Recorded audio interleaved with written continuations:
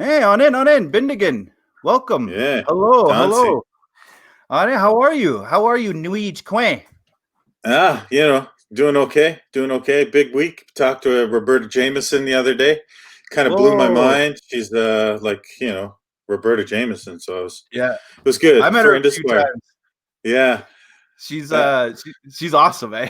powerful. Yeah, Very. intimidating and very Yeah, stylish too. she Very looks great stylish. all the time, Oh for yeah, sure. yeah. So what was going on with Roberta? What were you doing?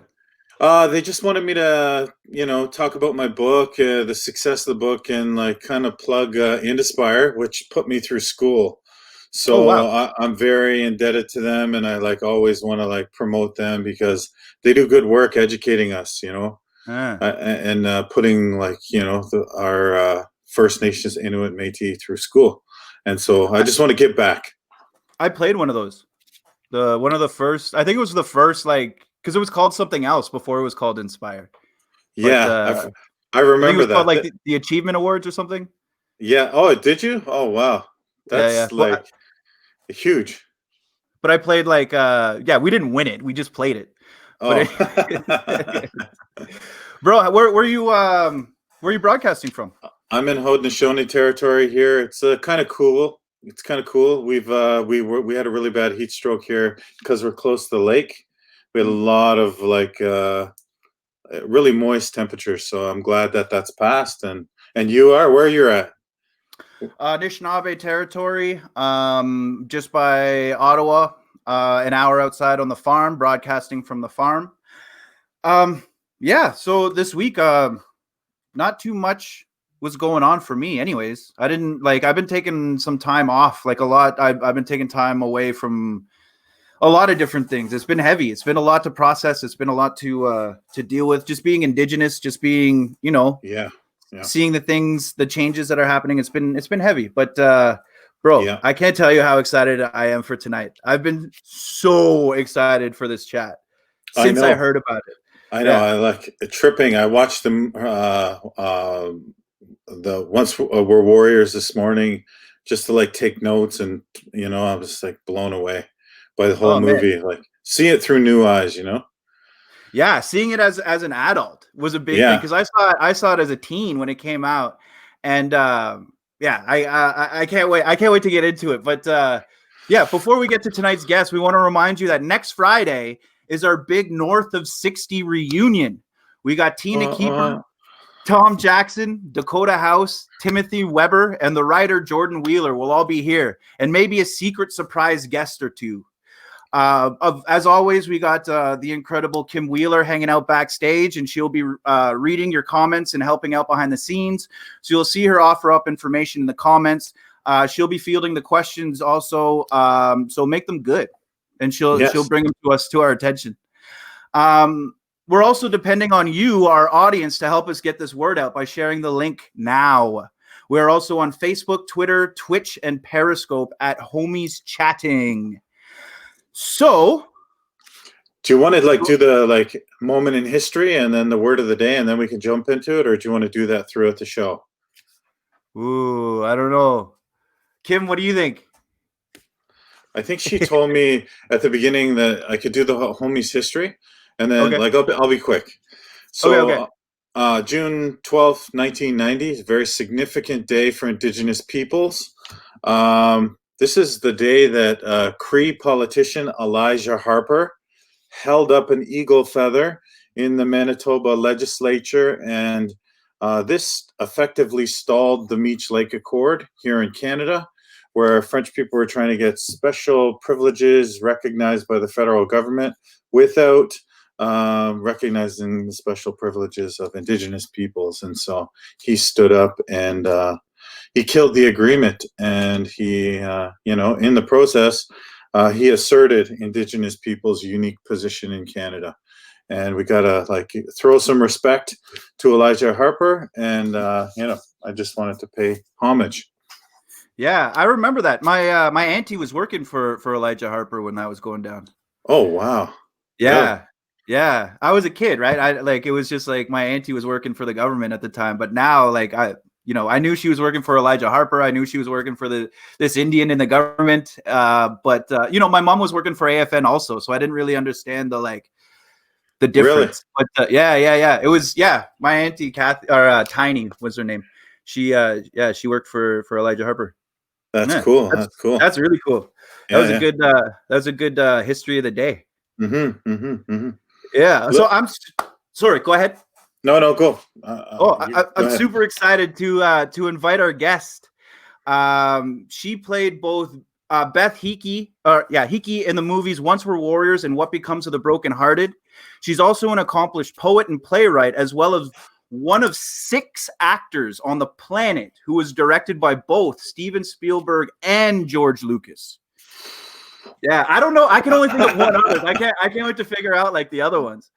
But her introduction to the entertainment industry began as a 6-year-old with traditional Maori singing and dancing, the kapa haka.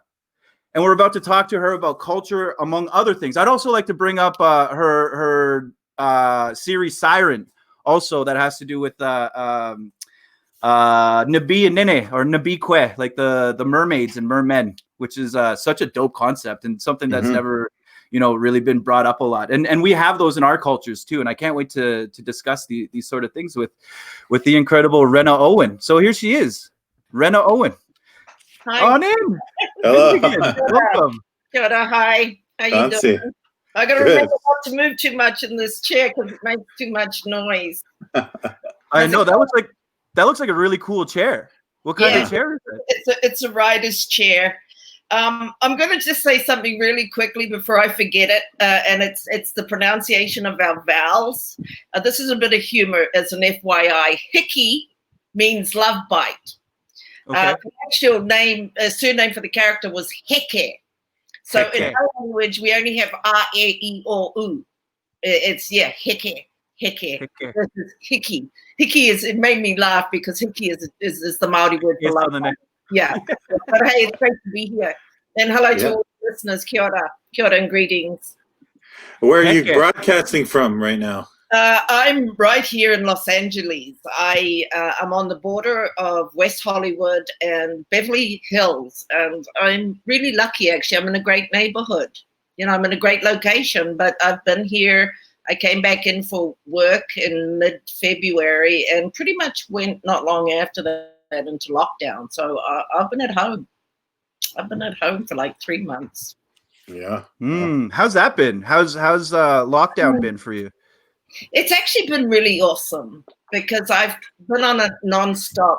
I've kind of been like on a hamster wheel. I've just been going and going and going and going and going for a long, long time. And particularly since I did the pilot of Siren in 2016, I've literally just gone back to back jobs in different countries. So it was suddenly like, I needed a break, and this has been my break. It's been great, and I'm a homebody. I mean, most people do think of actors as being extrovert and always out there in the world, and that's a job for me. And but outside of that, I'm a writer. I'm an introvert, and I'm a homebody. So having all of this time at home, and I did a lot of good big sleeping the first month and just kicking back and being a couch potato, and it's been great. And I've been able to reset and refuel, and it's, I think, been an interesting time for everybody because you've been forced to just look at yourself and look at what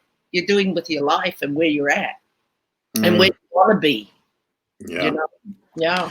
So have you been writing? Yeah. No.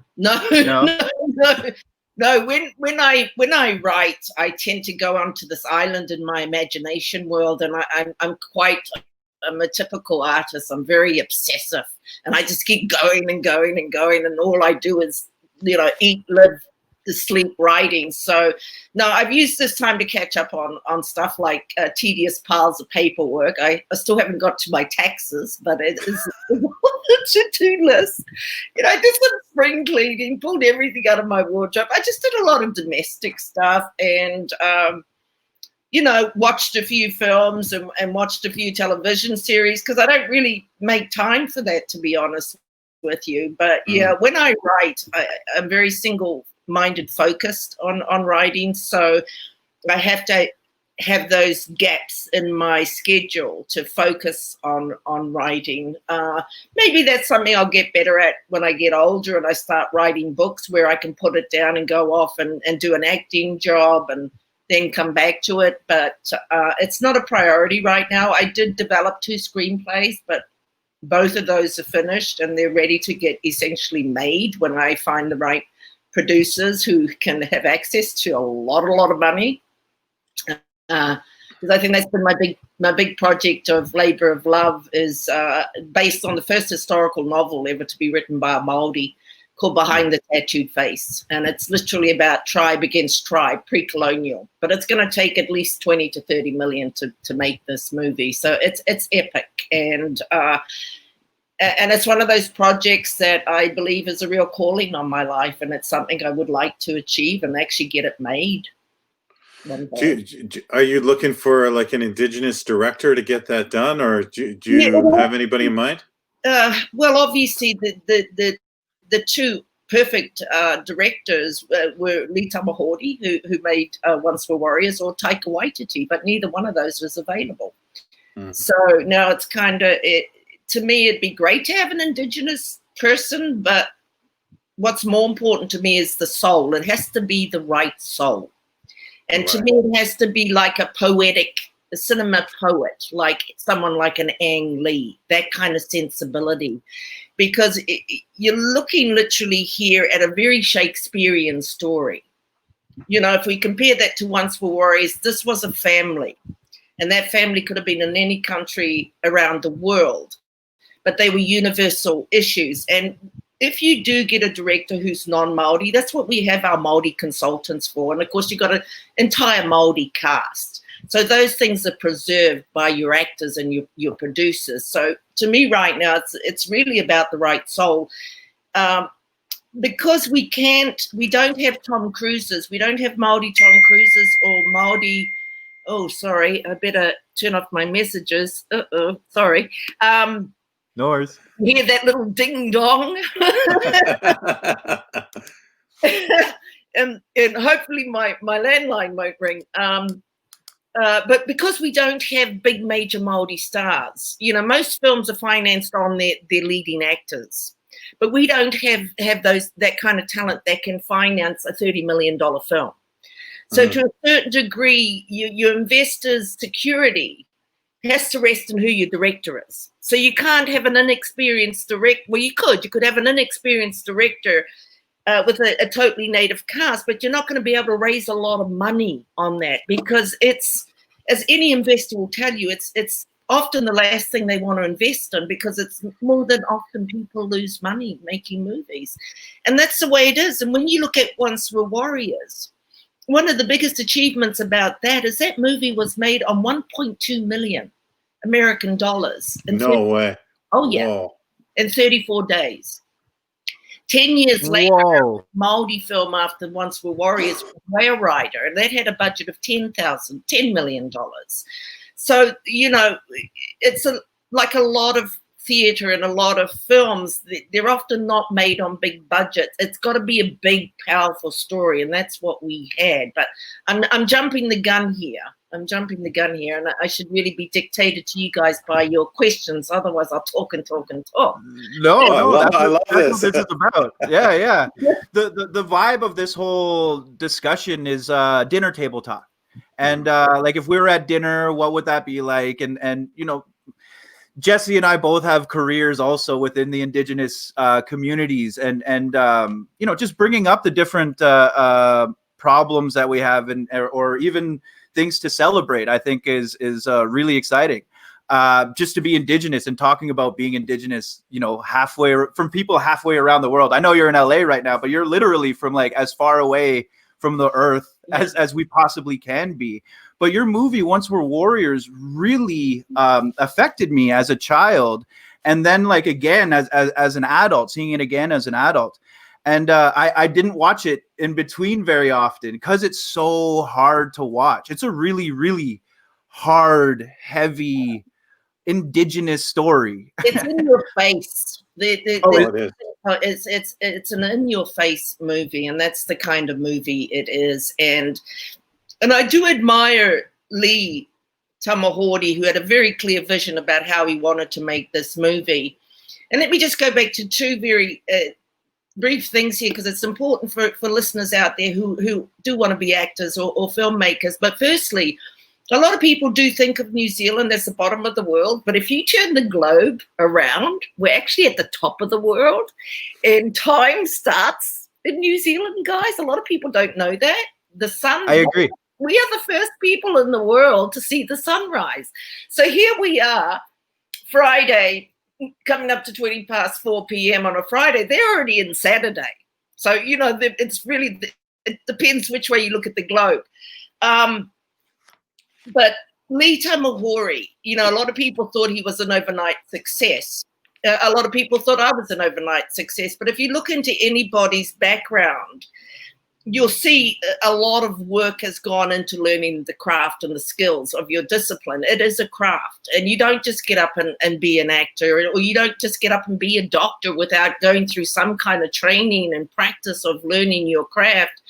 And Lee Tamahori was a Māori fellow who had a passion for films, and he used to like to review films back in the 70s, and he loved movies so much that he wanted to get into the industry. So he started driving trucks.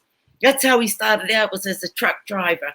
And then he got into the sound department and started out as a boom operator, then a sound recorder, and then eventually got into the AD department.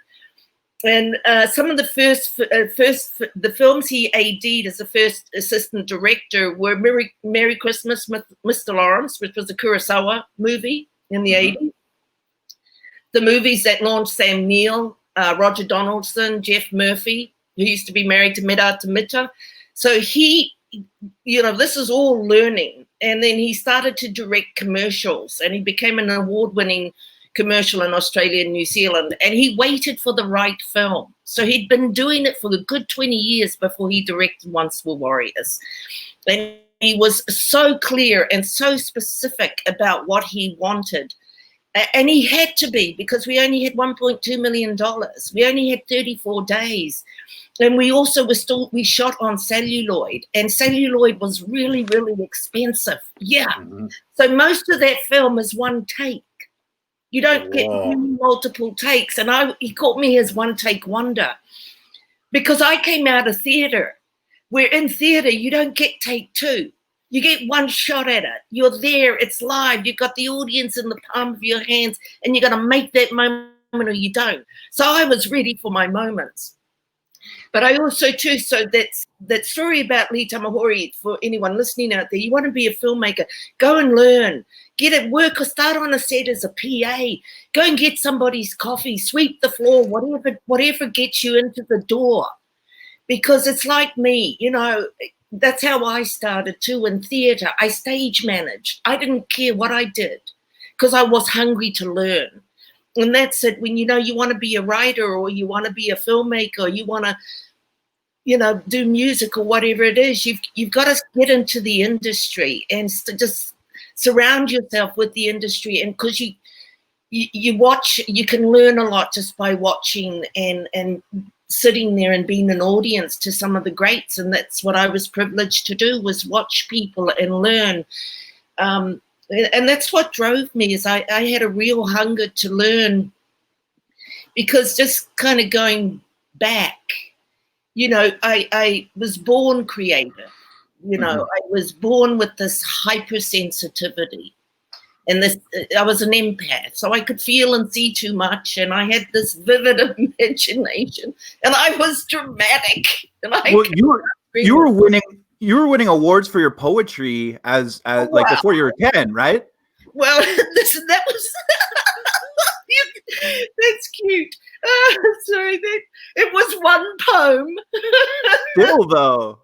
And yeah, I wrote this poem, and I entered it into this contest for poetry for children under 10 years old. And my poem got picked, and it got published, and I won a whole $5, which was a lot of money in the 60s, right?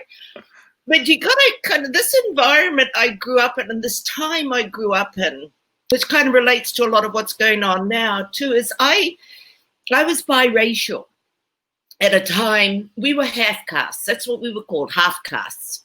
My dad was Maori, my mum was white. And there weren't many mixed biracial families. And that's just the way it was.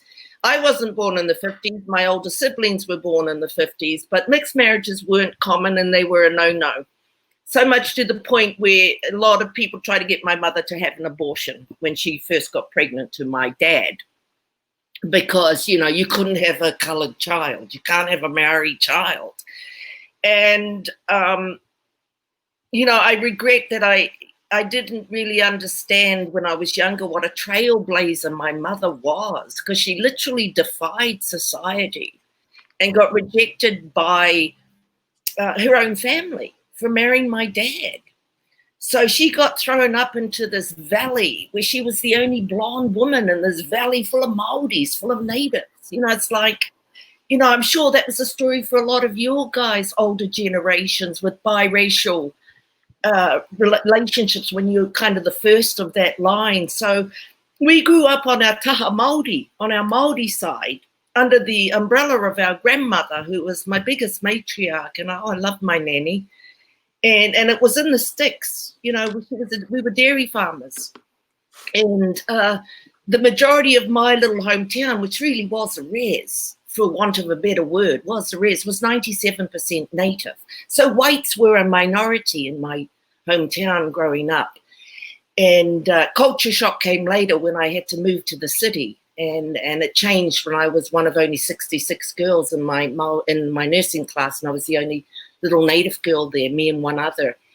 But growing up in this town, and my dad's first language was Māori, my grandmother, that's all she spoke to my father was in Māori, but our generation, which is the Once Were Warriors generation, were not encouraged to learn the language for good reasons back then. It didn't get you a job. Mm-hmm. Having the Indigenous language did not put bread and butter on the table. You also got to remember my older generations of Māori were beaten in schools. And I'm sure that was the same for a lot of your older people generations. Yeah. Got beaten for speaking their native tongue. That's how they got to learn English. So I remember when I went to high school and I took Māori language as a subject, and it didn't make sense in my young native mind why I was learning this language from a Caucasian person, a phenomenal linguist he was. Great language, Mr. McCormack. But I said to Dad, why aren't you teaching us how to kōrero Māori, speak Māori? And he said, never mind. Just get school C and get UE, because those were the college qualifications that would lead to a career. So they did what was best for us at that time. Of course, now, we've come full circle where we've had kura kaupapas, total immersions, where children are growing up with the language. And my God, you get a job if you can kōrero Māori now. So I understand it better than what I speak it. But, you know, that's something I do have to really polish up on skills for Behind the Tattooed Face and for this feature film I'm attached to in New Zealand. That's interesting. Like, is there a word in Maori for... You mentioned half caste. Up here, we're called michif. The half breeds, we're called, quote unquote. Yeah, half-breeds. Yeah. Is that the? No, that's the. Yeah, we were half caste. We were half caste or half breeds. And we were probably one of the few families that were half caste. Yeah, I mean, the word now is biracial, but there wasn't. I don't know if there was ever a Māori word for it. No. Yeah, here in Canada, we have a long history, and we're actually our own people. There's been so much intermixing that we've, now we're called michif. Well, so. This is right. In reality, for us too, there's no 100% pure bloods left anymore. Not now. Or if there are, then they would be well into their hundreds, and they ain't procreating. Well, anything's possible, but. So going back to that creative, and you mentioned the word earlier, kapahaka. Well, in the 60s, we were called the Māori Club, which was very 60s and 70s, the Māori Club. And it's a lot like our other Polynesian cultures, the Hawaiians and the Samoans, and also to the First Nations as we were the entertainers, doing the traditional dancing. We were the ones who did all the traditional singing and dancing and entertained the tourists. And so I was always in the Māori club. And as a result of being in the Māori club, I got the principle, very important lesson here. A good principal can change the course of your life. The principal at my high school, because I was a bit of a delinquent in high school. That's another story. But he came to watch one of our performances, and he saw something in me, and he went back to school and he said to Mr. Gaze, the head of the English department, he said, I think you should audition that young Owen girl, because they did musicals every year. Because he said, I think she's got something. And so I auditioned for this stage play called, a very famous musical called South Pacific. And I got cast as Bloody Mary in South Pacific. So there I was as a 16 years old on stage. And I never forget the buzz I got off making everyone laugh or cry. And I knew then as a teenager that I'd found my place in the world. Because I knew I wasn't cut out to sit behind a desk, but I knew I just loved it. And I did a really good job, and they promoted me to the lead role of Calamity Jane. But when it came time to leaving high school at the end of the 70s, it wasn't an option for me as a little brown girl. I didn't have the role models. We didn't see brown faces on our TVs or in our films or on our stages. So 15 years later, it's the thing that pleased me most about the success of Once Were Warriors is it told all our little brown children, regardless of what country they came from, that they could be actors, that they could be writers, that they could be filmmakers. And that's what Once Were Warriors did for a lot of Māori and a lot of First Nation people and Pacific Islanders, because suddenly children were going to young people were going to the movie and going, oh my God, I'm seeing myself on the screen now. And of course, now our drama schools in New Zealand are full of Pacific Islanders. We have our own Māori television. We've come a long way. And that was the first of that kind, right? That was the one that broke it open. You guys had a golden age of cinema for Maori filmmakers. Yeah, we did. And it was, there was a camp, well, I shouldn't say a camp, a corner that kind of weren't comfortable with with the subject matter.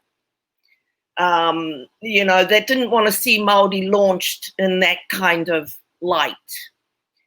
And I remember thinking when I did see this one article saying Māori shouldn't be shown in this light. And I thought to myself, well, I know this person. She's actually become a very good friend. And I thought, well, it was something that she could say more easier from her perspective because she grew up well.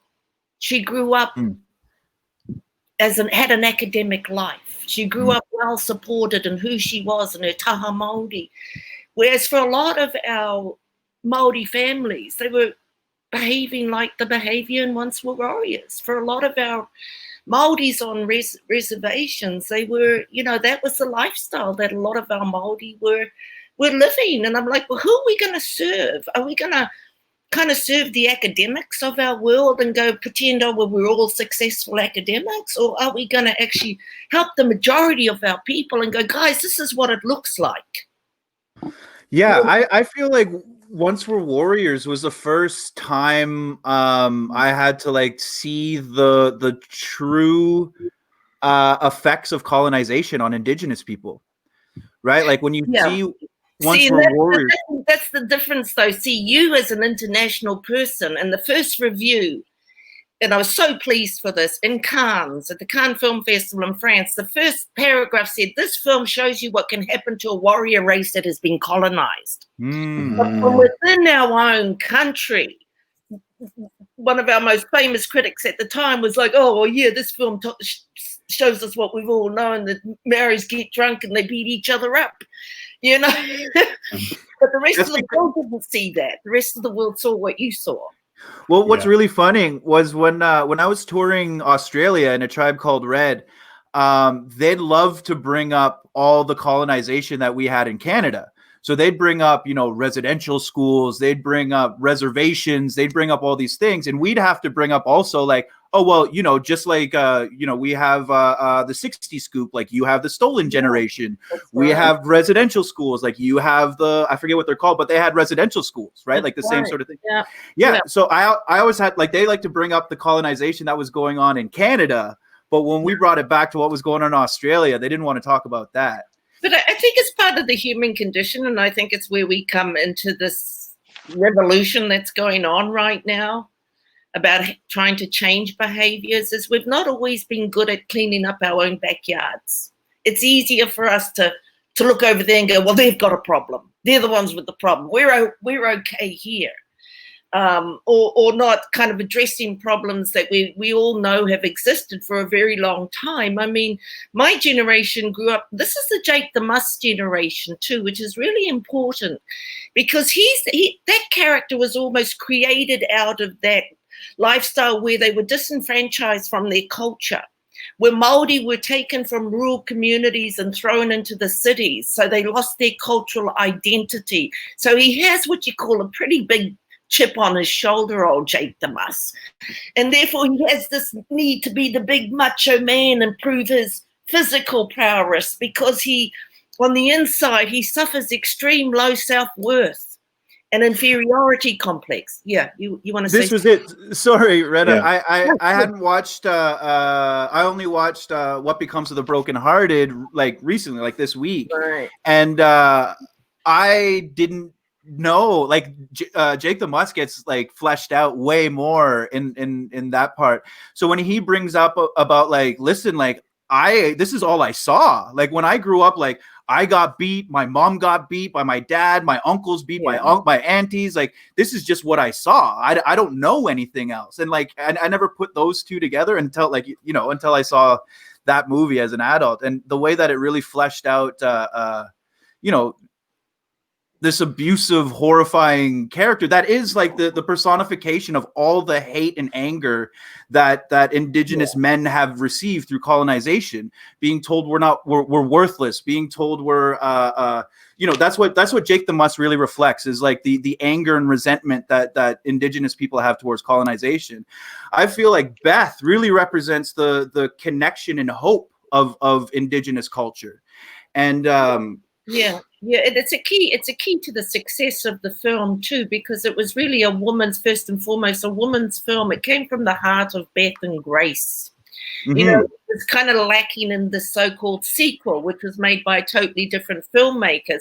It didn't have the heart of the woman, so it didn't have that emotional life that people that Once for Warriors devastated its audience.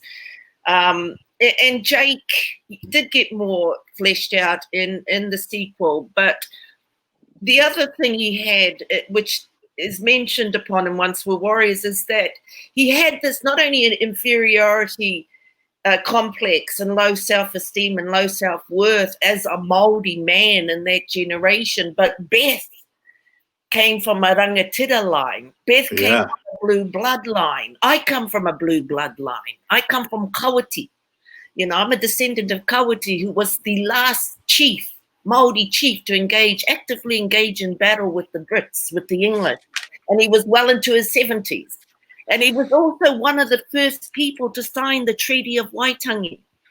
And he got a lot of flack for signing the treaty at the time. But if you look at his speech, this is our leaders and visionaries, In his speech, there's a sentence where he says, by the time the moth has eaten this cloth, because it was signed on cloth back in those days in 1850.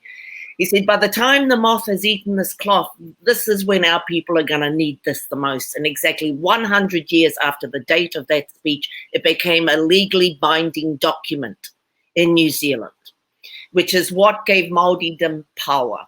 It's why we've exceeded and we've excelled so well. And a lot of other cultures have looked to our kura kaupapas, our total immersion schools, like in Hawaii, they looked at what we had created. The other thing that was also on our side, that wasn't necessarily on your side in Canada or America or in Australia, is we were two small islands and we had one language. Yes, we had 56 tribes. And some sounds were different, like some tribes don't use an H, other tribes use, but essentially they could understand each other. Australia, Canada, America had hundreds of different languages, and they were spread out. They were miles and miles apart. So unlike Māoridom, they could come together in pre-colonization and fight against the Brits. It wasn't as possible in Australia, or possible in Canada, or possible in America, because you're huge continents. And so that's what happens, and it's referred to as the 30 Years Land Wars, and that's where the title "Once Were Warriors" came from. And thank God our ancestors were warriors, because we wouldn't have the Treaty of Waitangi. The Brits had not come across anything like them, because they were either wiping out cultures or subduing them. And suddenly they get to New Zealand and these guys are all poking out their tongues and doing these war dances. They didn't have weapons, but boy, they had the strategy. And actually George Lucas, I'm sure he based the lightsaber on our taiaha, which is the spear. These guys were martial artists, and the Brits had not seen anything like it. So eventually, after 30 years of wars, they eventually said, okay, and they came up with the Treaty of Waitangi, which in very simple terms said that the Māori agreed to let the British live in New Zealand and they would live as one. Of course, it wasn't honoured for a long, long time. We got a lot of rights back, a lot of land back once it became a legally binding document that our country and our cultures forged on that treaty. So we're also quite a young country, which is also on our side as New Zealanders. We're a young country and we're still a population of less than 5 million. It's how we were able to defeat the COVID virus, because we could shut down the borders. Yeah. You could do you could do tracing, because it's a small population. How did that hit the Maori, like the communities there? The COVID? Yeah. Very few cases, because we had exceptional leadership. Arden is phenomenal, and may I say, she's not the first woman president we've had. She's actually the third. She's incredible. She is, but a lot of people don't know this, but we actually were the first women in the world to get the vote. New Zealand, like Didn't know that. A parochial kind of little small suburban town. We are as a culture, but we're also very advanced in a lot of ways. Yeah, first woman in the world to get the vote. There was one election where we had woman against woman. Yeah, we've had three female presidents or prime ministers. That's really cool. We call them the colonies. We call our presidents prime ministers, right? Yeah, that's what we call them too. Yeah. Remind me, do you still have the Union Jack on your flag? Not anymore. We took it off the Ontario flag, I think. That's we still have it on the New Zealand and the Aussie flags. Yeah. Rena, I have like close to the same kind of history. My ancestor was a man named Michel Shabgijik who signed the Robinson-Huron Treaty, and he's like directly my seventh great-grandfather, like seventh away.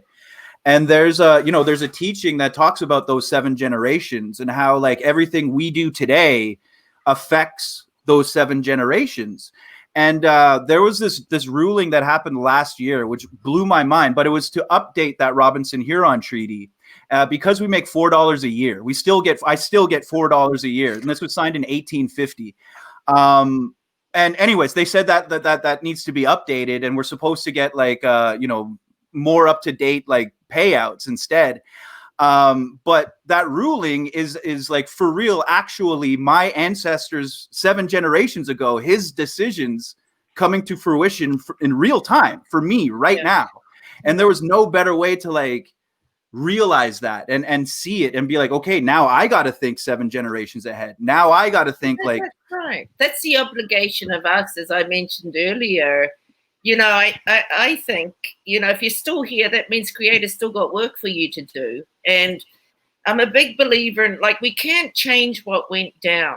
We have to, it is what it is. But what we can change is what we do today, and that affects our future. And I know this to be true from my own life, that as long as you stay in a position where you're blaming, you stay in the victim. Things in my life didn't really start to move until I got out of victimhood. And it's easy to a certain degree. Jake was a victim of his own by choosing to stay in in that, until he lost his family. And this is what happens in real life. It's what happened for Beth Heke. The price she paid was a child. She knew for a long, long time that this lifestyle was not good for her and her children, but she loved him. It's also what makes the movie work so well, because, oh my God, I would sit on that set and I would just be overwhelmed by how much Beth loved Jake. Oh, she just loved him, she just loved her man. But she had to lose a child before she said, okay, enough is enough. And so what we try to do now is prevent people from having to go through such enormous pain before they change or have the courage to break out of a toxic, relationship. It's easier said than done. And, and Beth did get to walk away. So therefore her children will be able to make different decisions and different lives. And because it is intrinsic upon each of us to break cycles that we inherited from our parents or grandparents, or from lifestyles we grew up with that are now no longer not appropriate. And this is what we're seeing, what's happening in America right now. People are going, enough is enough. We cannot tolerate this police brutality, this behavior anymore. It's not acceptable. It's a real civil. I mean, obviously I can't get in there and get involved with it. I think that's been one, because I'm not an American and I'm not a citizen. And I'm here courtesy of work visas, and I can't be in a position that could be risque with the law. So, in some ways you want to get out there and join in the marches, but it's also not my place as a person that's not an American. But I see the things that are being shifted and shook up here, a lot of things. This country's going through a lot, and I've been here privy to watching that a lot of its culture. I mean, this whole fight right now over Confederate flags and names of, it's also now that's happening in New Zealand as well. So it is an exciting time. If you look at the positive aspects, none of us change. None of us grow in our comfort zones. We don't grow in comfort zones. We grow in experiences where we're totally uncomfortable. Change comes in the valleys. It doesn't come on the mountaintops. And as I often say to people, you got to walk through a valley to get, and walk up a hill to get to a mountaintop. And you got to survive those valleys, because it's life. We go through our valleys, but as long as you get back up and walk back up the next mountaintop. But change, that's what we are. I think it's what makes our job as creatives exciting, because we deal in the human condition, and the human condition is constantly evolving. So as an actor or a writer, I can't say I know it all, because I can't say what human behavior is going to be like if I get to live another 30, 40 years and play these little old people. I can't tell you what human behavior is going to be like in 30 to 40 years. That's what keeps us alive, and that's what the arts are about, life and being alive. And I know this to be true, that if you want to know about a certain country or certain culture, listen to their music, read their poets, read their novels, read their books. You'll get more truth out of the arts than your politicians. I'd also like to say this too, because the arts often suffer from a lack of funding in a lot of countries, including my own, because the arts are often seen as a luxury versus a necessity. But God help us think what would have happened in this 3 to 4 month lockdown if people didn't have the arts. What did people turn to? They picked up books, they watched television, they watched films, they got back out their music. What would they would have gone really crazy if we did not have the arts. The arts are an intrinsic necessary part of our societies. It captures our history and our evolution as various cultures and different people, but all have the same universal needs. You said something very specific about victimhood that I heard from my own elder. She's like, that cripples any sort of growth. Would you say that the arts is an avenue for Indigenous people to get out of? Yeah. Absolutely. And as my mentor first told me when I was first writing my first play, she said, in order to be universal, you've got to be specific, be very specific. It's specific to your human condition. And then, like Once Were Warriors, if it's truth, to that human, it will speak to other people, regardless of country or color or creed. Sorry, just refresh the actual question. I lost train there. Oh no, I was just thinking like you were saying, like the narrative of victimhood does get played, right, sometimes in our communities. Yeah. But like using the arts as a way to empower so that we don't feel that way, right? Absolutely. So for me, and I think for a lot of creatives, the arts first and foremost are a pathway to self-discovery and healing. The arts were my medicine. That's always been my medicine. Creativity. I got a teaching about the creator, and the creator dreamt everything into creation, right? They dreamt, and it started with the tiniest seed that shook and vibrated and made the sound of our shakers as it grew into the galaxy. So it and it turned into the sun, the moon, the galaxies, you and me, Rena, and the mountains. And the only way that we can give thanks for our creation is to create like the creator and bring things from our mind into fruition. And that's the only way that we can give thanks for our own creation. Sure. And I've been sitting with that forever, right? And it's true. Like when you create something and take something from nothing and bring it into fruition, that's why, like in Anishinaabe culture, we didn't really have possessions. You couldn't own anything. The only two things that you could own were songs and stories, because those were the two things that came from your mind. Because if you were to make something, like if you were to make that chair, I would need leather, I would need metal, I would need all these other things to help create that thing. But songs and stories are the only things that come just from you, and you don't need anything. Right. That's right. Well, we're storytellers, and our ancestors were storytellers, and we passed on our stories through music, through chants, through karakia, through prayer. And, as I see the Western world slowly but surely, it is crumbling. It is being changed, and it is being shook up. And there's going to be more economic hardship. There'll be more viruses in the future. And as that slowly and surely gets crumbled, it's going to go back to the way of life of Indigenous cultures. Because like you said, our ancestors didn't need possessions. They didn't need possessions. My ancestors navigated, some of the best seafarers in history, navigated the entire oceans without a compass. You know what their compass was? They were connected to the creator. They were guided by the winds and birds and the waves. They were so in tune with nature. And I think when you start to break down, even all of us, as it's the journey of your life, and there's unfortunately no shortcuts. These are things that just come with learning lessons, making mistakes, growing and evolving, and I'm reminded of my auntie saying to me when I was a teenager, if I only knew now what I know now at your age, what a different life I would live. But that's not life. We evolve. And we journey, it's a lot of us is coming back to, around place I grew up in the country, rural New Zealand, because we grew up in the lap of nature. We were dependent upon nature. We didn't grow up with a lot of material possessions. We were dependent upon the sun rising and the sun going down. We would plant, we would harvest, and we would feed the family. Now this is going to become a way of life for a lot more people, going back to that kind of lifestyle. And I say to my nieces and nephews, if you make a chunk of change, don't buy a luxury car. You'll be bored with it after 5 minutes or maybe 5 weeks. Buy a piece of land, because a piece of land will house you. A piece of land will feed you.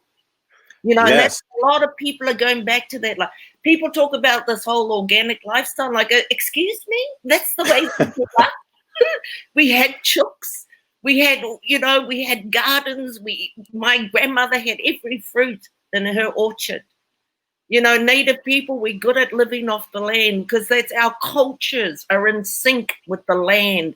With we call it Papatuanuku, our Earth Mother, and then Ranginui, the Sky Father, and our various gods of the winds and the seas. This is our culture. This is our culture. And a lot of Western life that invested in money, it's painful, because people are losing money, and they realize that you look at it and you go, what's of more value, the tree it came from or the piece of paper it created?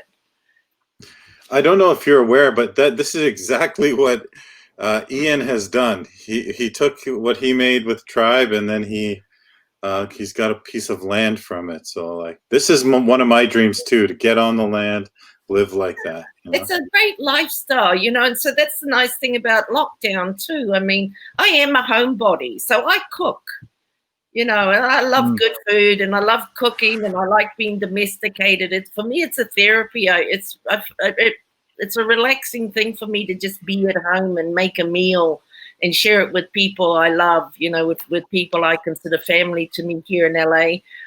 And really, the only things I've missed, I've missed not being able to go to all my yoga classes. I miss not being going to the movies, or miss not going out to hang out with a buddy at a cafe. But they're not necessities; they're luxuries. When you get put into a position, I think, in that place where that all you've got is you and what's in here, and that somebody, I read it recently, that said that he didn't become. He was Nelson Mandela, imprisoned in his body, but he never became a prisoner of his mind. Mm-hmm. You can be a prisoner and living in a big, huge mansion, or you can you go, okay, it is what it is. As I said to people, why are you letting it steal your joy? It is what it is. It's the Serenity Prayer comes a lot into play in my life when I find if I'm getting a little gnarly or a little negative, I just have to say that Serenity Prayer of God. Grant me the serenity to accept what I cannot change, the courage to change what I can, and the wisdom to know the difference. Because I think when I'm getting irked up or racked up, it's because I haven't got control over something I can't change. The COVID virus is the COVID virus. We got locked out. Make the most of it. You have no idea how much I needed to hear that. Thank you. You're welcome. Yeah. For me, creativity has always been my medicine. And that's really what I need to do. So if I wasn't, thank God I can write. And I also learned this too, though, from my first mentor in London, Anne Mitchell, who said to me, no actor is ever sustained in full-time acting work. She said, not even when you're famous, which she was at the time. She said, you've got to have something else that you want to get out of bed for. She said, otherwise you'll keep falling into that black hole of depression. And she said, you can write. And she said, don't ever give up your writing. Being creative is what sustains me. And it really doesn't matter if it's, as long as I'm passionate about what I'm writing and I really, really believe in it. For me, it's like I'm happy. I wrote my first play sitting in this little bedsit, finished, continued to work on a first play sitting in this bedsit, and all I had was one bed and a little bathroom. But that's all I needed. I didn't need anything else. I was rich. In fact, all those years of theatre where you don't really make a lot of money in theatre, people would go to me, oh, so you're poor. And I go, hell no, I'm rich. I'm one of the most richest people in the world. I just don't have any money. There's a difference. You've got to define and realize where your true wealth is. I was happy because I was writing. Creativity makes me happy. I really enjoy acting, and I've had a kind of, it's been a good last 5 years, because in your 40s as an actress, you kind of no man's land, because you're too old to be the hot babe or the hot love interest, but you're also too young to be that wise old grandmother, the wise old sage. And so 40s is when I developed my screenplays, and my mother would always say to me, just remember, Dame Judi Dench and Dame Helen Mirren didn't really start to get a lot of their Hollywood breaks till they were in their 50s, and it's true. So if you hang in there, I'm having a lot more work now that I'm in my 50s than I ever had in my 40s. So it's a good time for me, For sure. I want to say thank you, everybody who's joining and hanging out. I want to give a couple shout outs to people who are in the chat. I see Jessie Wente.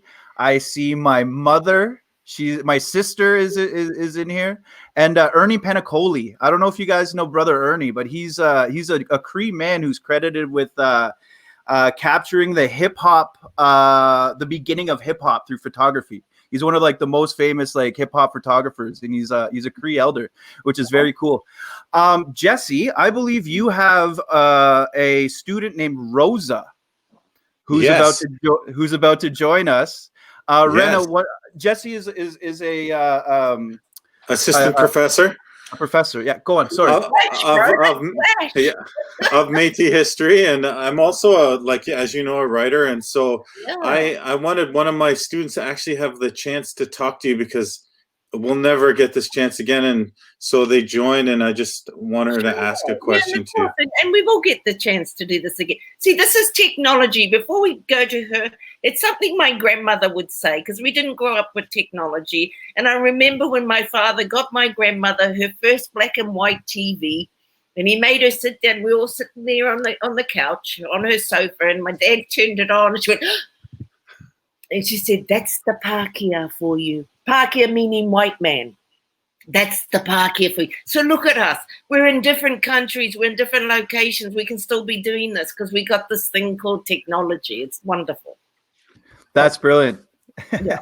So I'm gonna bring Rosa in. Here's Rosa. On in, Rosa. Bindigan. Hello, everybody. Thank you for. Can you guys hear me? Yes, perfectly. Okay, good. Thank you. Thank you so much. I'm so thrilled. I actually did a movie analysis thanks to my professor, and I focused a lot on when we were warriors. And the question that I had to you today, because my analysis was based on the singular story, like how sometimes when we tell our stories, it becomes the only story, and that we get judged as a community based on the story. And I know that when Warriors came out, there was a lot of controversy in the Maori community. So I just wanted to get your feedback, how you felt at that time, and then, as time has gone on, sure. Absolutely. Your opinion changed? Absolutely, Rosa. We touched on it a little bit in my experience. This is only my experience. It wasn't a lot of controversy. It only came from a certain sector of our community that weren't comfortable with Māori being shown in this light. But they, as I said earlier, they had very privileged upbringings, whereas the majority of our people, they didn't go and see this film once, they'd go and see it 6 times. And it actually gave them a password. Our women's refuge groups, our anger management groups, our men against violence group, they were all inundated with callers going, "I got a warrior's problem. I got a warrior's problem." It gave them permission to talk about similar problems in their lives. It showed them that they weren't alone. I grew up at a time and in an area where there was a lot of domestic violence. Nobody talked about it. There was a lot of alcoholism. Nobody talked about it. You didn't talk about those things in my generation. And in our mothers, for better or for worse, this is I think the obligation of every generation is changing those cycles that don't serve us. So the film, from my humble opinion, served the majority of our people versus a minority of our people. Because I only saw a couple of things where people were concerned that Māoridom were launched in this light. But the reality was 56 children died that year. There were all these cases of domestic violence. And guess what? Yeah, the majority were Native. The majority were Māori. So who are we going to serve if we pretend we're all perfect? Who are we going to serve if we pretend we're pretty? It's not pretty. It's ugly. And you know what? The sad thing is a lot of our people are still living like Jake and Beth. We're seeing still too many children dying at the hands of violence. It's happening too much. So Warriors made a difference in terms of it gave people living that lifestyle. We did this, actually, you guys, I should send it to you. We did this documentary called Beth's World. And it was real life Jakes and Beths that had lived the lifestyle. But the focus of the documentary was on how they found a way out of that lifestyle. Because it comes to personal responsibility. And it's not just a male thing. I'm the first to say this. It's not just men who can be violent. Trust me, women can also be violent. For me, and I grew up in a household of 5 brothers and four sisters, a big family. So for me, I've never gone the extreme, it's all their fault. No, for me, my focus has always been on heal the family. Heal the family. If you heal the family, you help heal our communities, you know. So, yeah, there were a couple of people who come around, though. I just did an interview recently for Moana, Manipoto Jackson on Te Ao. She's got Te Ao with Moana on Māori television right now. And she openly said she was one of the naysayers. But as I pointed out to her, I said, well, you were lucky, Kare. You were educated. You got brought up well. But for a lot of our people back then, and still to this day, live in that lifestyle. So you have to, I think as a writer, a storyteller, yeah, and it's not easy to do, but if your truth is your truth, you have to tell your truth. You know, if you just got to get, as I had to, you have to get past not everyone's going to like you. You're going to have to get past not everyone's going to agree with you. For me, like when I get asked different things, I look to my creator. That's what I'm guided by. And I've always been guided by the fact and the knowledge and the wisdom and the trust and the faith that I will play the roles I was put on this planet to play. And that's who I aspire to please. But don't get me wrong, I'm not into creating a whole lot of whatever. I'm into participating in something that helps us to be better human beings, and that helps. We got to heal our families, you know. Yeah. It is sad that we're still seeing a lot of Māori kids dying at the hands of domestic violence. So had that film, would our country have been better off with if we didn't make that movie? I don't think so. We're better off because of it. Because I listened recently to, when I was at home in January, a radio show, and the guy was saying, oh, well, Once We're Warriors didn't make, you know, they were talking about another Māori kid being killed at the hands of domestic violence. And the guy's going, well, Once We're Warriors didn't make a difference. And the woman goes, oh, yeah, it did. We're talking about it. Mm. We're talking about it now. We're talking about these issues that affected too many of our people and still are affecting our people. Yes, and you've got to, you know, it's like what's going on now in America. There's a lot of controversy going on, but as I said earlier, we were chatting earlier, that you don't grow in your comfort zone. You grow in the places that are very uncomfortable because you're forced to look at yourself, or you're forced to go, oh, yeah, maybe this isn't acceptable behavior anymore, or maybe I need to change this. So I just say, Rosie, you know, I encourage people to just tell their truth and be guided by the God of their understanding, or be guided. I'm also a big believer in our culture being guided by our elders, you know, and it was also too, it was based on a novel by Alan Duff. And I'm not a book reader, but I remember I was doing Māori theatre at the time, and my roommate said, oh, you got to read this book. And I read it real quickly because I couldn't stop. And I just knew, I thought, whoever wrote this book lived this life, because it was so authentic and so organic. And the second thing I thought, if this book's ever made into a movie, that is a role to die for, the role of Beth Heke.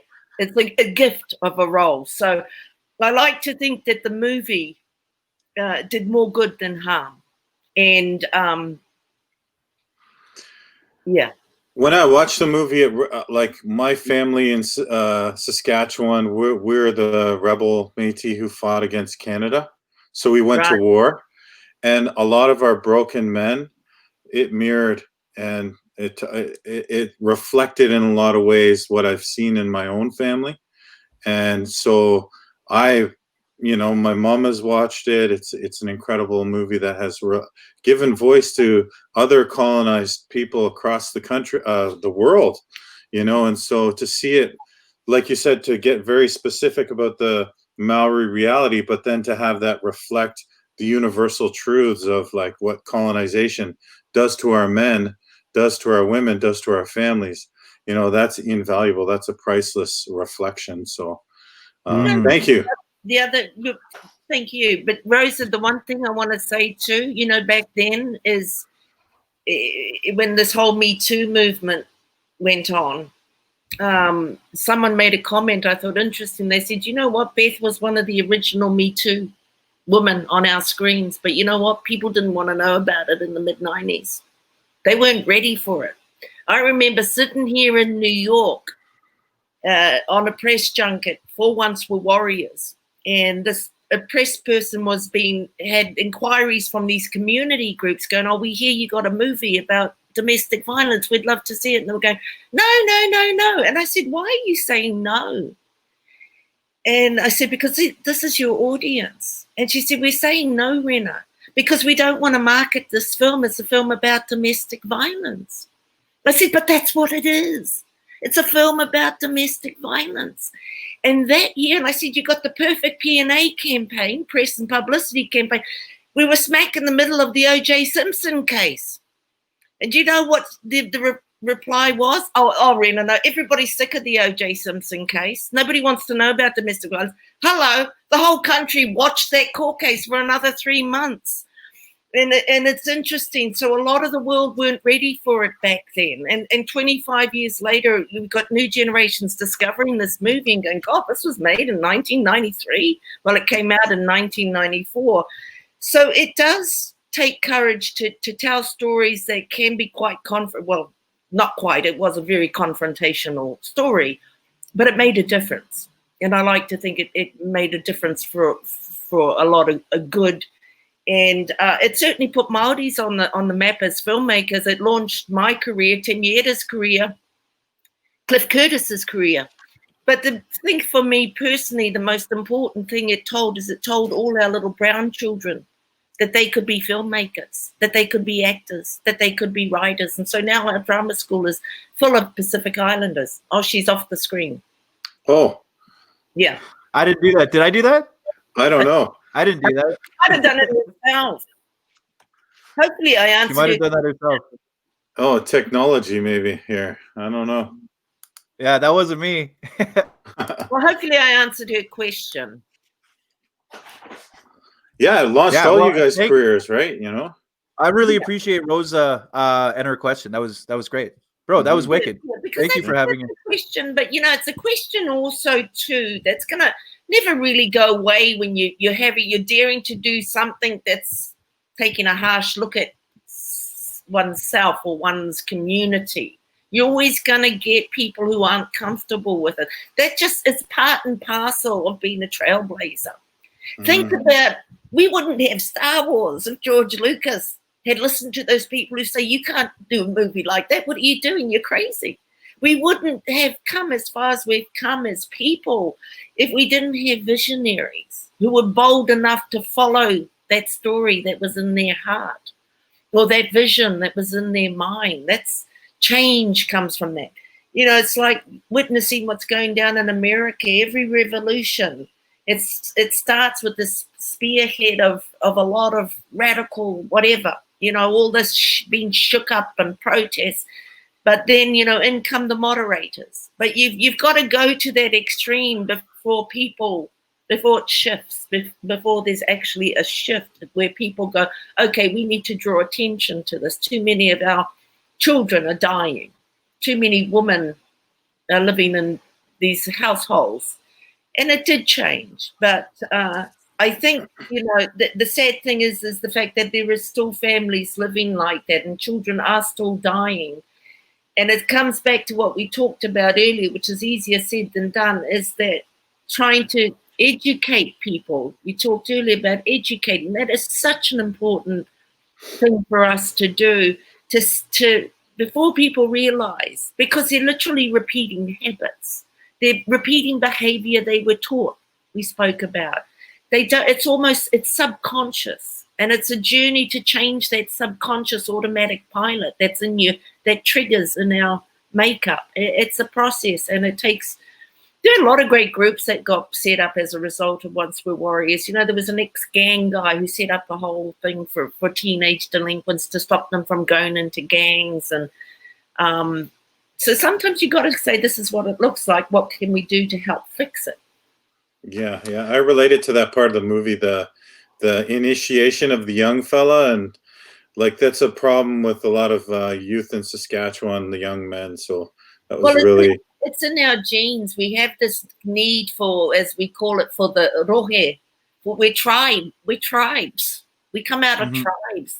We have needs for our tribes. So, that's what Māoridom did too back in Jake's era. They looked for their tribe, and they were disenfranchised, not in touch with their cultures in the cities. They looked for their tribes. Gangs became a tribe where a lot of people would find a place. The nice thing in New Zealand is a lot of our tribes are becoming a lot more positive about positive behavior and positive role models versus the old 60s aspect of gangs and violence and drugs and alcoholism and gang rape and all the rest. Maybe mermaids. Yeah. Before we get to mermaids, I want to sorry to bring up Once We're Warriors again, but I just want to bring up like how obviously important that movie was for Indigenous people to be seen in mainstream culture, because it's impossible to say that Once We're Warriors didn't influence George Lucas. Having like you and Tamora together, like in Attack of the Clones, that's obvious. Like every Native person was like, "Yo, that's Jake the Butt." Like everybody knew exactly what was up, right? Like honestly, like we knew that connection. So it's really hard to deny how much influence that movie had on just mainstream culture. And so, and I just want to go on with that with like my career. And it's a great line, because it was one of those pioneering films that became part of the indie film movement that shook up the independent filmmaking world. And Rosa, if you're still listening, this is another accomplishment of the film, is this film, made by a bunch of natives on $1.2 million in 34 days, made Time Magazine's top 10 list of one of the best films in the world. That's not bad for a bunch of natives. That's pretty good. That's pretty good. Every year, Time Magazine does their top 10 list of the best films in the whole world, and our movie was number 6 on that list. So I always like to take the positives out of everything. And it did, it showed other Native filmmakers and Indigenous people that they too could make their own movies. And it's a lot easier now. Kodak doesn't exist anymore. You don't shoot on celluloid. What's opened up the indie filmmaking world now more than anything is the digital era. And young people can shoot movies on their iPhones. You don't have to raise a whole lot of money to do it. You can just go there and create those opportunities for yourself. But one other thing I'd say, it's why I started writing plays, because I knew I was in London at the time. Oh, Glenn. Hi, Glenn. In London, I knew no one was going to write plays or roles for this little Maori girl sitting in London. So I created roles for myself. They served 3 purposes. I had something to say, and I wanted to create an acting role for myself. And the first plays I wrote were about creating these roles for me to play as an actor, but also telling stories that were meaningful to me. So, as Native people, we always got to do that, right? Like we always got to be like, listen, there's no plays that reflect me. So you know what? I'm going to write it. Well, it's for anybody, regardless of whether you're of culture or creed. It's like, you want to succeed in this industry, you got to create your own opportunities. Vin Diesel's a story I tell a lot of young actors. Vin Diesel wasn't getting many acting breaks. He kind of had what was going on for me when I initially came to America. Vin Diesel would go on auditions, he wasn't white enough, or we'd go on other auditions, he wasn't black enough. He wasn't in this box. And I was the same when I came to America. They'd ring my agent and go, she's a fantastic actress, but what is she? What is she? I wasn't Asian, I wasn't black, I wasn't strictly Caucasian. So he created this short film for himself called Multiracial. And it was about him as an actor going into all these different auditions, I get the Latina role or get the black role or get the white role, and never succeeding because he didn't belong in any single box. And it was a real, watch it. It was out there, you young actors, filmmakers, watch this film because it was a good film. And it went to the Cannes Film Festival and Steven Spielberg saw it. He said, damn, next minute, Vin Diesel's in Saving Private Orion. And the rest is history. He's a huge box office global star, Vin Diesel. And it came from an opportunity he created for himself. It's truth, people. Anyone listening, like me, wasn't going to sit around, wait for the phone to ring. I created my opportunities. And in the process of creating your own opportunities, whether you're writing, you're performing, you're doing music, or you're writing books, you're positioning yourself to attract other opportunities. I positioned myself to win that role of Beth Heke because I'd been at it for 8 years, learning the nuts and bolts of the craft of acting. And Lee came to see me in a play. Me and Cliff Curtis, we were doing this play. We were playing this Māori couple in this theatre play. And he saw us, and he thought about me. He thought, you know, she's got not only the personal strength, but the skills to carry. I couldn't have done what I did in Once Were Warriors without going to drama school and working intensively and extensively as a writer and actor in theatre and learning the craft. And I remember when we shot it, because 6-day weeks, 40-hour days, and that's the price of a leading role, like our leads on Siren. You know, Rin and Ben, they work every day. That's the price of carrying a leading role. And I remember there were days where I just said, oh God, I wouldn't wish this role upon anybody. It was a tough role. But I also, what kept me going was I knew that it was a privileged role. I knew that these great dramatic female lead roles didn't come along that often for an actress. And what drove me was that, and also just I always set out for specific, and it might have a bigger ripple effect, but I thought if I can stop one woman or help one woman to walk away from a violent relationship or stop one child from growing up under violence, that's what I set out to do as Beth. And providing schedules align, and I believe they will, because I believe this is part of my destiny. I'm going to have the profuse privilege of being a vehicle to one of our great iconic Māori legends, a woman called Whina Cooper, who comes from the north like me.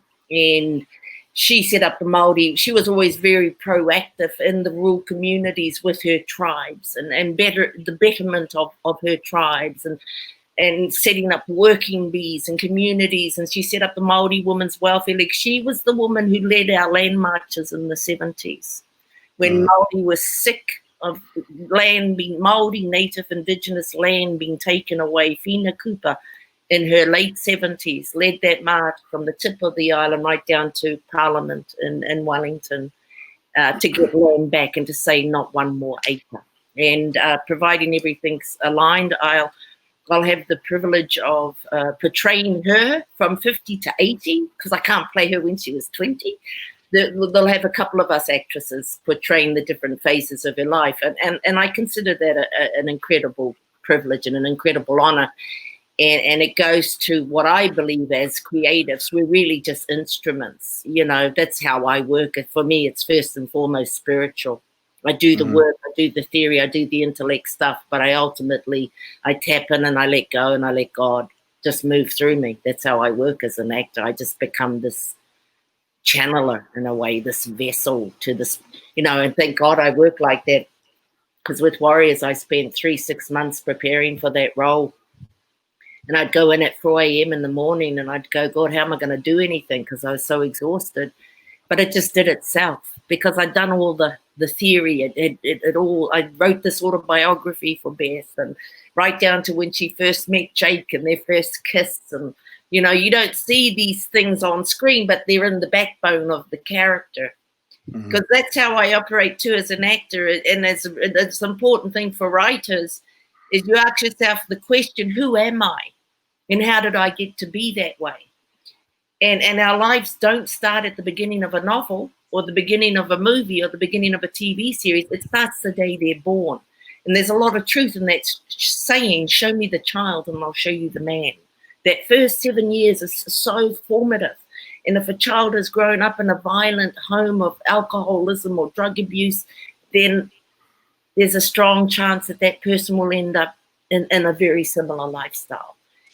Something has to happen to break the pattern, to break the cycle.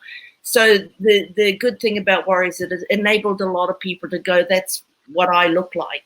I used to be like a Jake, or I used to be like a Beth, and I've got a choice. I can change. But a lot of people, especially for our people, you know, who've had very low self-esteem and low self-worth and haven't been educated, they often don't know they got a choice.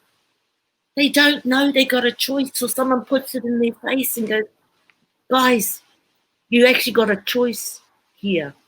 You know, and that's our responsibility to show our people, go, hey, if I can do it, if I can come from the wrong side of the tracks, if I can come, you know, come against all the impossible odds and be sitting here now in LA and working as an actor, then by God, you can do what, if you dare to dream. But you've got to also do the work. You've got to get your butt out of bed and do the work. That's truth. You have to dream and then you have to put in the work. I can attest to that. Because it doesn't fall out of the heavens. You want it to just fall out of the heavens, but it doesn't. You've got to just get up every day and do what you need to do to contribute to making your dream come true. You know, right now what we're witnessing here in America is, and what's exciting about this is when I look at the faces in this movement and in these protests, they're young, they're white, they're yellow, they're brown, they're black. They're all cultures, all creeds, and they're young. This is the youth we're growing up with. This is a civil rights movement that we will look back at in the future. We'll look back as this has been a civil rights movement. They're shaking this country up, and it's been shook up, and it needed to be shaken up. And change is coming. Change is coming. You know, and sorry, just to go back to that train of thought, this one person wrote, it was very articulate, that he wrote that he wants to see the dream that Martin Luther King dreamt of, but for it no longer to be a dream, but a life they can actually be living. So we empower our own people. We help to heal our own communities. And that's where, for me, it starts with personal responsibility, is take care of your little corner of the world, you know, make the difference there first and foremost. 100% agree. Yeah. Absolutely. Well, Rena, we know you only have a few more minutes. I'm good. We can take some questions. Yeah, there's a few questions here. We should take some questions. I see Glenn Stevens Zapton is there, another session of Sirens in the works. Can I answer that question? Yes. Please do.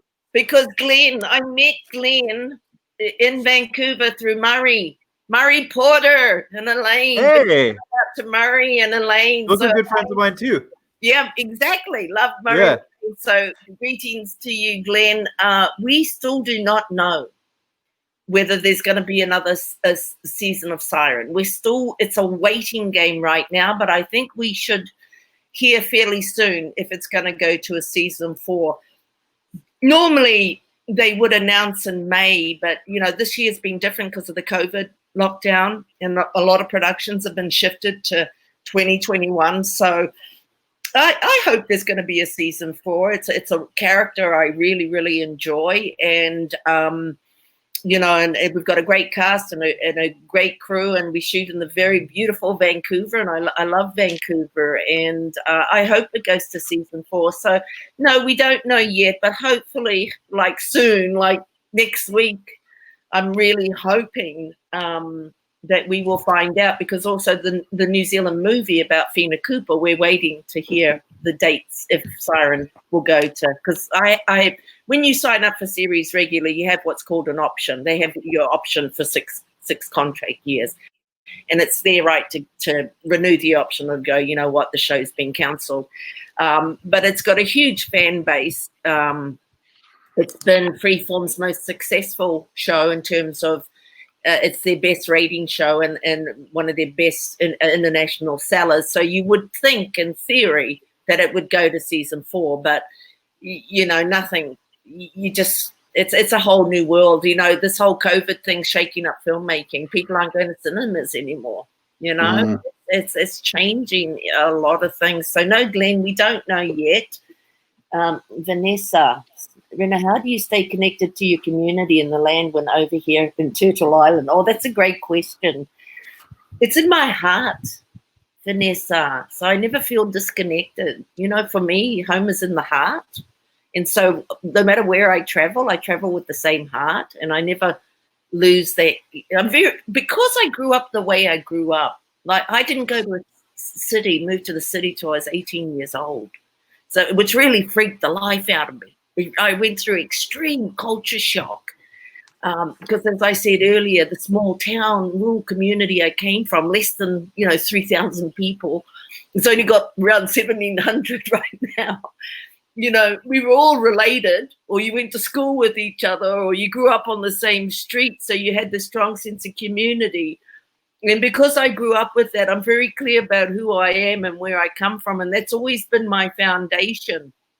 And of course, I do technology now. I chat with my sisters and my brothers through Messenger and Zoom and Skype. But, when you're clear about who you are in your heart, that never really changes. And I think it's a quality I like about myself, because I'm the same person whether I'm here in LA or on Turtle Island or here in Hollywood. I'm the same person, and I come from a very strong, close-knit family. I have a huge family. We have a very big family, nine children and 30. I think my parents had 28 grandchildren, and there's 38 great-grandchildren. That's how we grew up. Even I grew up like that, very large extended family. I was one of 60 first cousins. So I carry who I am. It's like that line, Vanessa, Boogie says it, it's one of my favorite lines in Once We're Warriors, when they're sitting at the table after they've buried Grace, and Nig, the one who's joined the gang's got his tar moko on his face. And he says to Boogie, "You want one, bro?" And Boogie goes, "Nah, I wear mine on the inside." Yeah. So, yeah. There's a amazing question here from Kristen, who's watching on Periscope, and Kim has asked us to ask, Maori have specific and special spiritual relationship with eels. Do you like eels? Yeah, my my hometown is a hometown called Morewa, and or pronounced the European way would be Moriwa, but Morewa, and its nickname was Tuna Town because we have this river that runs by our little township that's full of eels, so we call them tuna. And yeah, I like them smoked. That's how I like my eels, smoked. And my brother has a smokehouse, so that's something the bros would go eeling, and that's something we're really good at as Indigenous people. We feast, we got brothers who go diving or go eeling or go wild pig hunting or whatever. We're never short for good food. We're resourceful like that. So I don't actually know the actual spiritual significance to eels, but eels were a big part of my hometown. Tuna Town was its nickname. It was either nicknamed Motown, Motown, or Tuna Town, after the river that everyone would go to eel in. And when I get hungry for seafood, which is often, and that's something I have missed in lockdown, I go Japanese. Because Japanese, well, they call it unagi. Unagi is smoked eel on their sushi. And my favorite, uni, which is sea urchin. We call them kina. I love my seafood, so I go Japanese when I'm hungry for my kai moana, my seafood. Wow, that sounds so good. I'm hungry now. I know. Yeah, what's Carol Smith, Kiwi RN, currently nursing, and where Indigenous people picked me to be Kiwi because of Once We're Warriors. So that means you must look part Māori. What made you go into nursing, and in what way has nursing played into your life? Good question, because I started to talk about this, but I never got to finish it as I was. Yeah, you mentioned your nursing. Yeah, earlier though, that I knew as a young teenager that I wanted to be an actor, that I'd found my place in the world as a creative and on stage, but I couldn't pursue it as a career because I didn't have Māori role models. There were no brown faces on my in my world growing up, it wasn't a career option. Also, too, for a lot of countries, the arts weren't considered a serious career. It was like, when are you going to get a proper job? And as a woman at the end of the 70s, my career options were I could be a secretary, a teacher, or a nurse. And that's if I wasn't going to be a housewife. And because I had gotten school CUE, high school qualifications, that was one of God's graces, blessed me with intelligence. I didn't always use it, but I did get school CUE. So that meant I could apply for teaching and nursing. So I ended up going nursing. And I was one of the last classes to be hospital trained at Auckland Hospital. And it played into the arts because nursing was all about the human condition.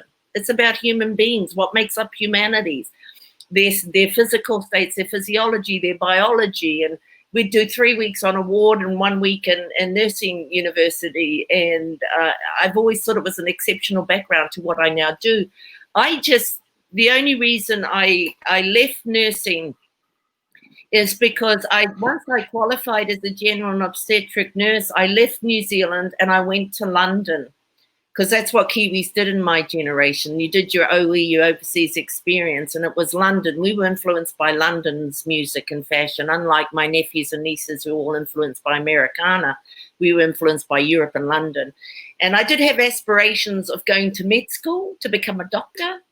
But I got to London, and I was quite freaked out actually by this whole big city, and it was like being in this big jelly bean jar with all these bright shiny things, and I did what young people did, and I do say this to young people. I did what young people did. I went to nightclubs. It was DJs were just coming around in the 80s, and went to musical festivals and traveled Europe, and I played with drugs. And so I always say to people, and I was two things. I was both arrogant, which a lot of us are at 22. I was arrogant, but I was also incredibly naive, because I remember thinking, well, I've got school CUE, I'm a qualified nurse, I can play with drugs, just like all my other friends were playing with drugs. And as I learned, addiction's got nothing to do with intelligence. So I do tell young people, don't play. You play with fire, your chances are you're going to get burned. But the good thing about going through that phase in my life, that year and a half in my life, is it led me back to a place where, and I had got a lot of help and was going through therapy, and it made me aware that I still had all this passion and fire inside of me, and that I still had all these stories I wanted to tell. And so I made the commitment there as a 24-year-old that I would go to drama school. And my dad was, well, shame about your medical career.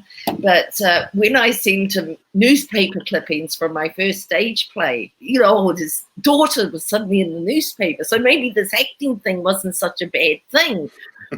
So, a lot of people can look at nursing and go, well, how did you get into acting when you were a nurse? But it was really the opposite for me. It was like I was creative, and I was a performer and a storyteller and all of those things before I went into nursing.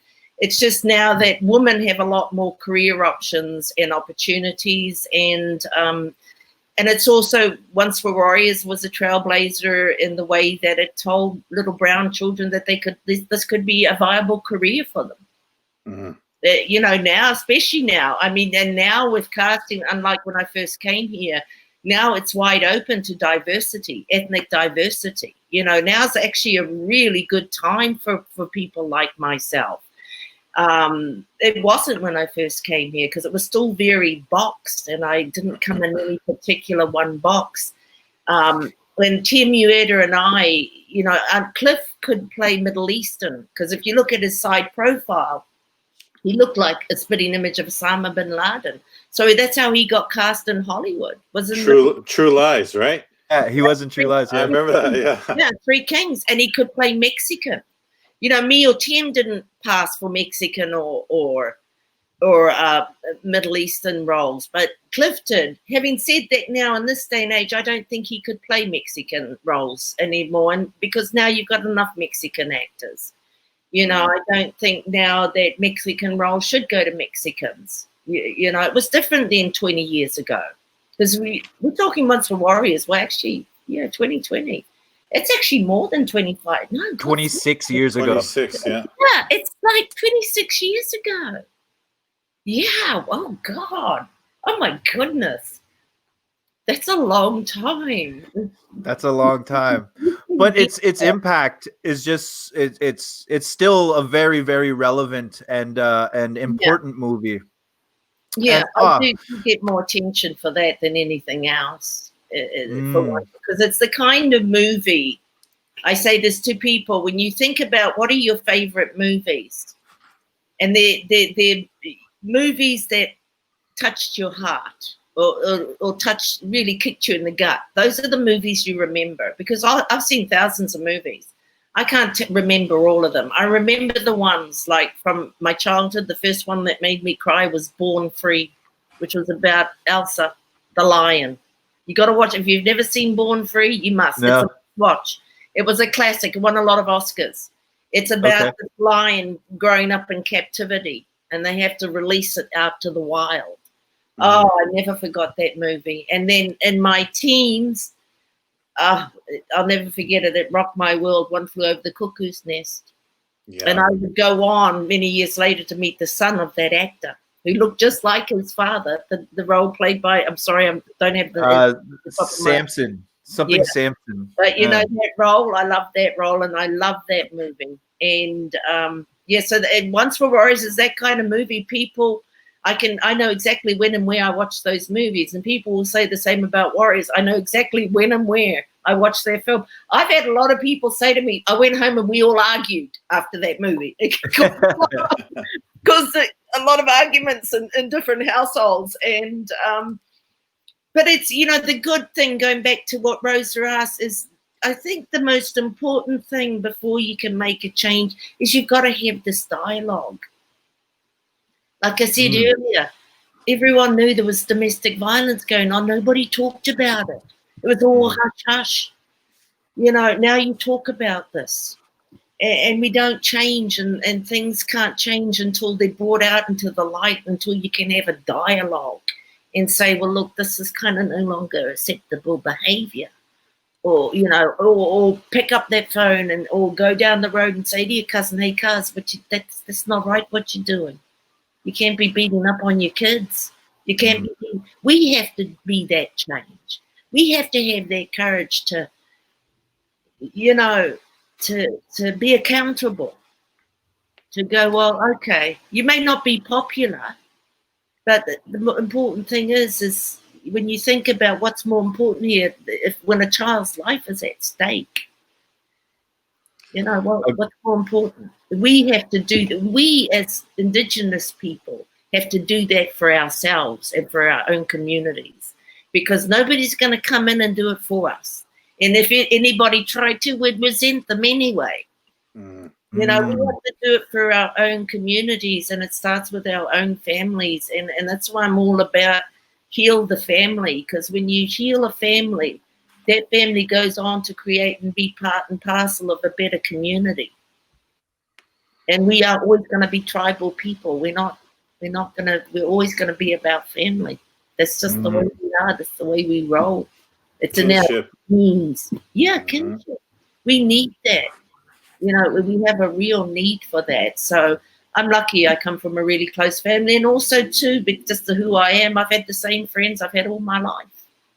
From the kids I grew up with, to the kids I went to little school and high school with, to my nursing mates, to few friends, close friends in London, few close friends here in LA. I've had the same friends my entire life, because that's just kind of the kind of person I am.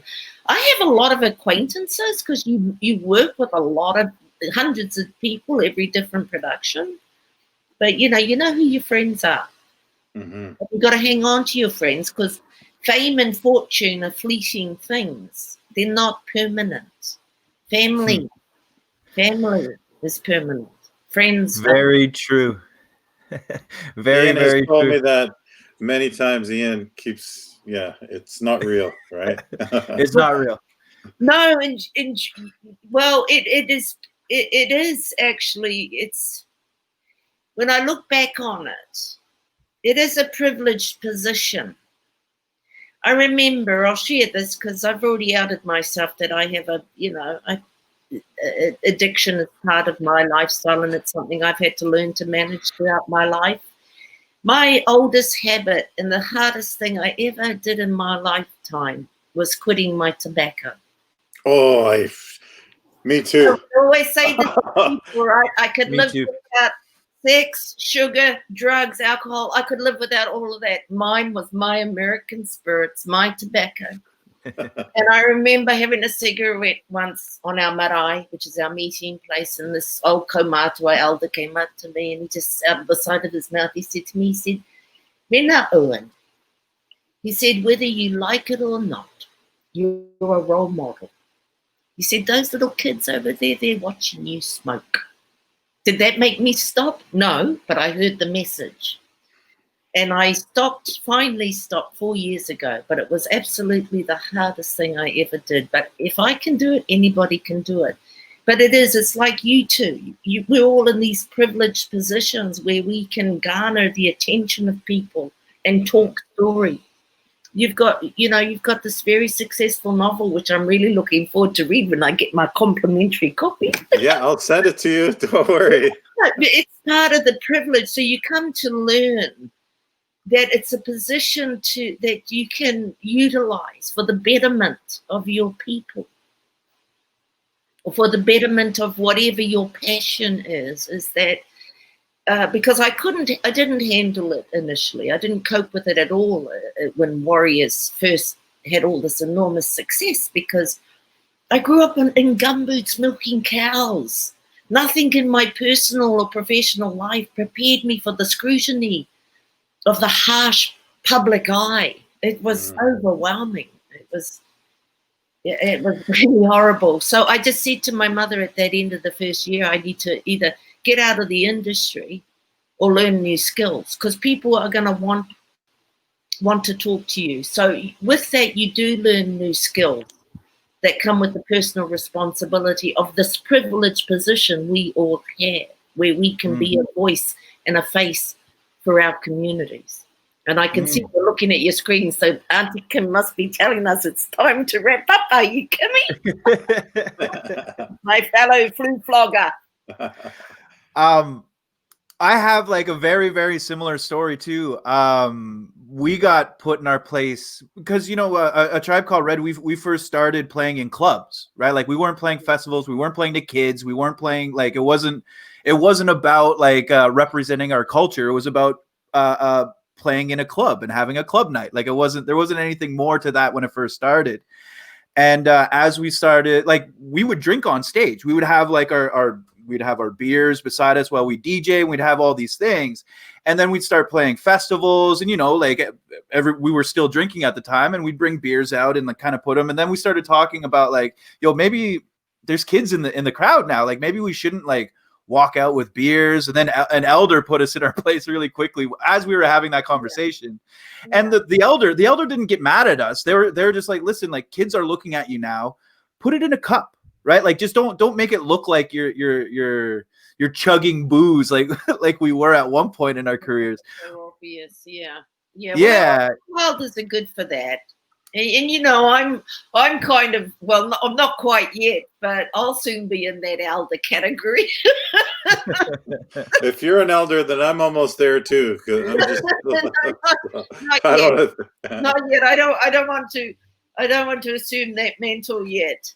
Yeah. But part of being a role model, originally too, I was quite rebellious, because I was like, why should I change? I just made a movie. Why can't I, and then you realize you do have to embrace there's more to be achieved by being compliant. I learned this too as a young radical.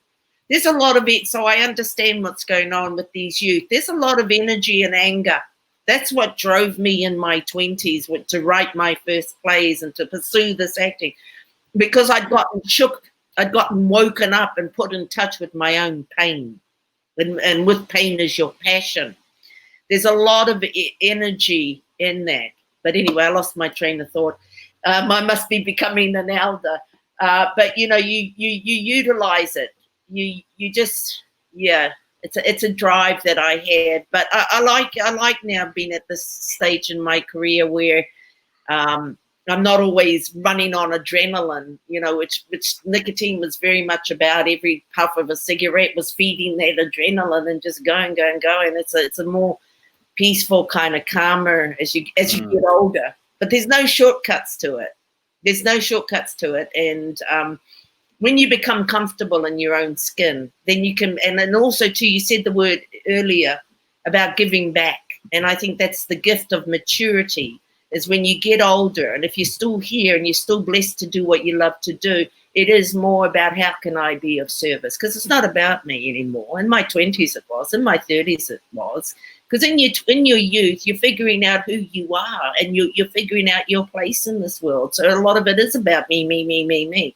But you get older and it's like, okay, I'm privileged. I'm still a working actor, but how can I give back? So for me, making Behind the Tattooed Face is a big way of giving back to my First Nation people and helping to, yeah. Is there anything you'd like to plug so that people are aware of it, like watching, that you're doing right now?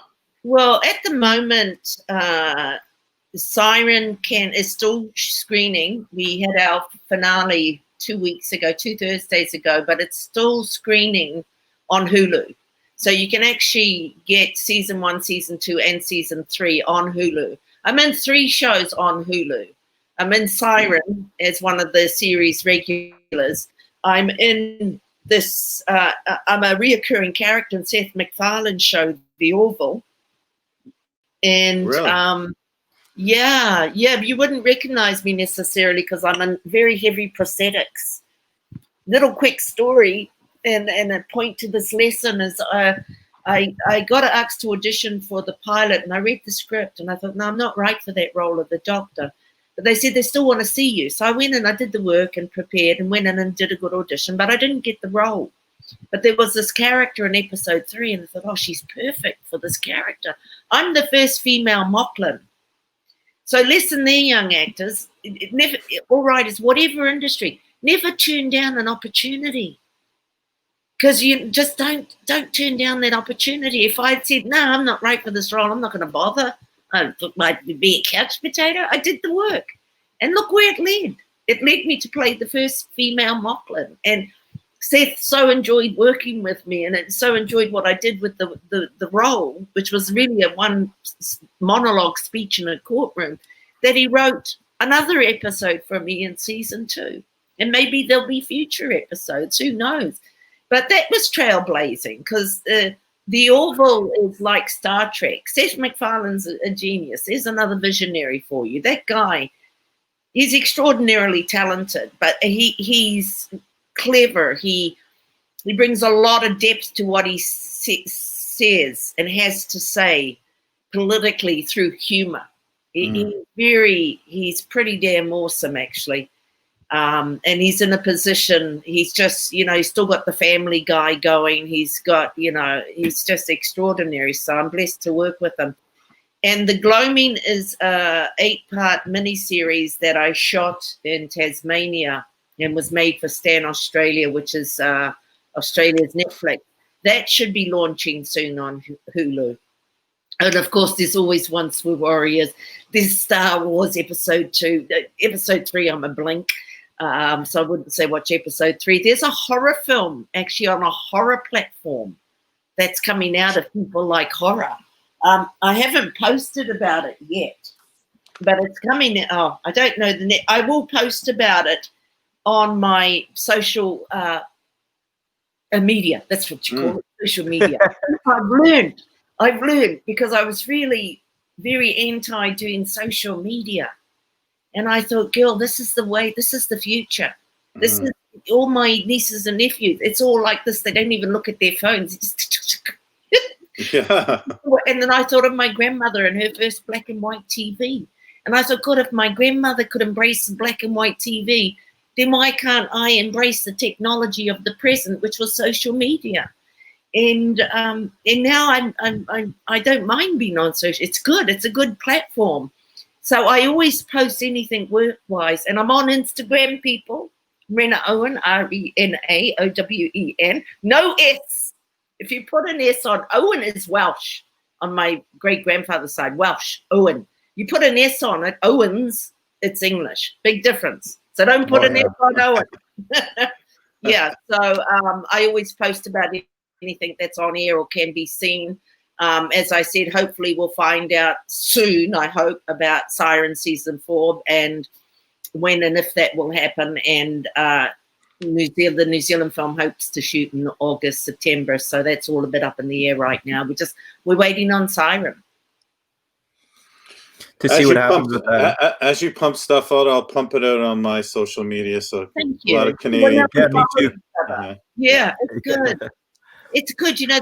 It's you can be connected to people and you know, around the world, and it's a good platform. It's a good way to reach people. And you know, my page is purely professional for work related stuff. I don't do personal stuff on Instagram. The thing I like about Instagram is you can post there and share it to Twitter and Facebook. I started on Facebook, but I'm glad I don't go to Facebook anymore because I didn't get any work done. I'd get on Facebook and I'd start reading articles and watching all these videos. Next minute, the whole day's gone by and I haven't got off Facebook. So That's me and Twitter. Right? Yeah, I don't do the Twitter neither. I would only tweet for the live show. That's where Instagram's safe for me because I just post. I look at a few things, I like a few things, and I get off it. You got a serious Instagram follow, eh? Yeah.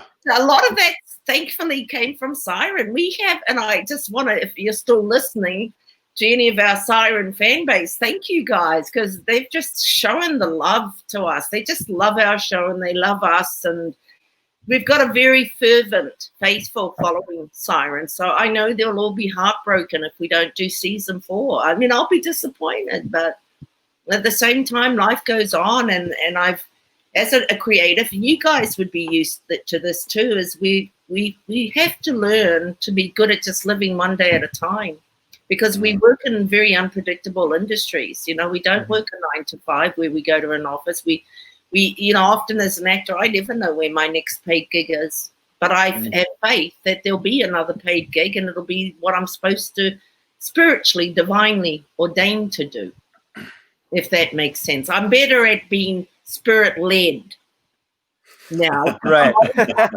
Because I'm older, you know, you're not so stuck in your own ego or insecurities or whatever. There are benefits to becoming an elder.